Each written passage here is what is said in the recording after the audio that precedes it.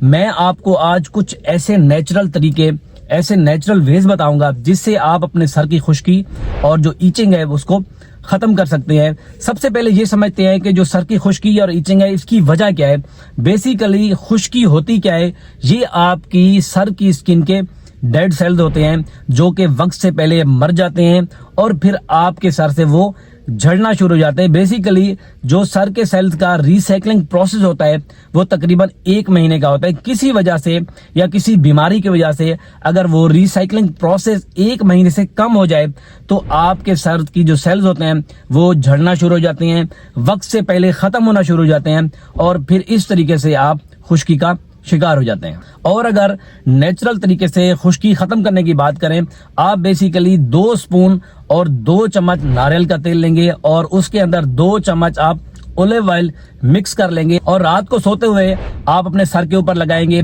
تھوڑا مساج کریں گے اور صبح